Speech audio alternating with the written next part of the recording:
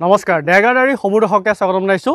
আমি বৰ্তমান উপস্থিত আছোঁ দেৰগাঁও সমীপৱৰ্তী দক্ষিণ নাম গড়মূৰত উপস্থিত আছোঁ। প্ৰায় ইয়াত ২৭টা ৩০টা পৰিয়াল বানাগ্ৰস্ত বানপানীৰ মাজত আবদ্ধ হৈ আছে। চাৰিওফালে কেৱল পানী পানী পানী, এককাল পানী, এককাল নহয় আচলতে এবুকু পানী, আচলতে সাগৰ সদৃশ পৰিৱেশ আমাৰ সতীৰ্থই পোনে পোনে দেখাইছে। মানুহৰ পৰা জীৱ জন্তুৰ পৰা সকলো আচলতে থকাৰ বাসস্থান পানীত ডুব গৈছে। প্ৰায় ৩০টা ঘৰ আছে, ৩০টা পৰিয়াল আছে। আজি ৩০টা পৰিয়াল পানীৰ মাজত। আমিও বাতৰি পৰিৱেশন কৰিবলৈ এখন টুলুঙা নাৱত আহিবলগীয়া হৈছে। এনেকুৱা এটা পৰিৱেশ আচলতে ইয়াৰ যিসকল গঞা ৰাইজ আচলতে তেওঁলোকে জীয়াতো ভুগিছে।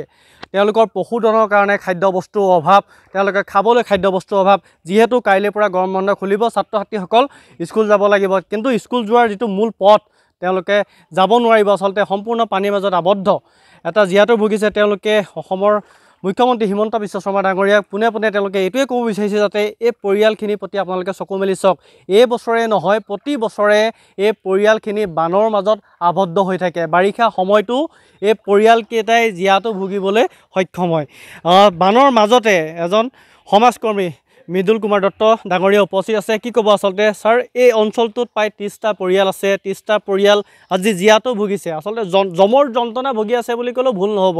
ইমান পানীৰ মাজত আপুনি, এবুকু পানীৰ মাজত আপুনি উপস্থিত আছে, কি ক'ব? আমি প্ৰায় ৩৫ মিনিট সময় নাৱেৰে আহি, টুলুঙা নাৱেৰে আহি এই অঞ্চলটোৰ নাম গড়মূৰা, দক্ষিণ নাম গড়মূৰাত আমি উপস্থিত হৈছোঁ। ইয়াত আহি বানপানী বুজ ল'বলৈ আমি আহিছিলোঁ আৰু ইয়াত দেখিলোঁ চাৰিওফালে পানী আৰু পানী। অকল মাত্ৰ মানুহৰ ঘৰৰ ভেটিটো কিছুমান জেগাত বুৰ যোৱা নাই, কিন্তু বাকী অঞ্চল সম্পূৰ্ণ খেতি পথাৰৰ পৰা আদি কৰি সম্পূৰ্ণ বিধ্বস্ত হৈছে পানীৰ তলত।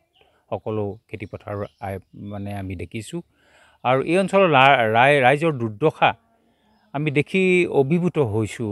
আচলতে যে এই মানুহখিনিয়ে কেনেকৈ বানপানীৰ লগত সহ অৱস্থান কৰি আছে, সেইটো অতি চিন্তনীয় কথা এটা।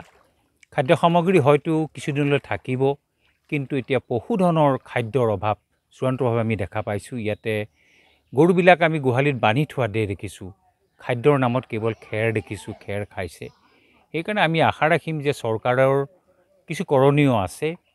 চৰকাৰক মই অনুৰোধ জনাম, বিশেষকৈ মুখ্যমন্ত্ৰী হিমন্ত বিশ্ব শৰ্মা ডাঙৰীয়াক মই অনুৰোধ জনাম যে এই অঞ্চলৰ ৰাইজক তেখেতে চকু মেলি চাওক আৰু এই বানপানীৰ যি গ্ৰাসত এই মানুহখিনি আছে সেইসকলে যাতে পৰিত্ৰাণ পায় আৰু জনসাধাৰণে যাতে এই চৰকাৰৰ পৰা ন্যায় পায়। হয়, ধন্যবাদ জনাইছোঁ। আমাৰ সতীৰ্থক অকণমান আগবাঢ়ি আহিবলৈ অনুৰোধ কৰিছোঁ।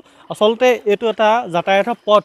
এই পথটো বৰ্তমান পানী আবদ্ধ। আচলতে এইটো পথ নে কি সাগৰ আপুনি ধৰিব নোৱাৰে। কাষত ঘৰসমূহ আছে, তেওঁলোকৰ ঘৰসমূহ পানীৰ মাজত আবদ্ধ। তেওঁলোকৰ গৰু ছাগলী সম্পূৰ্ণ এতিয়া ঘাঁহ খাবলৈ নাই, ঘাঁহ এডাল নাই। তেওঁলোকে অতি যন্ত্ৰণাত ভুগিছে। আচলতে জমৰ যন্ত্ৰণা বুলি ক'লেও ভুল নহ'ব। তেওঁলোকৰ বাৰী পথাৰডৰা, মাটিডৰা সকলো চেচ হৈছে।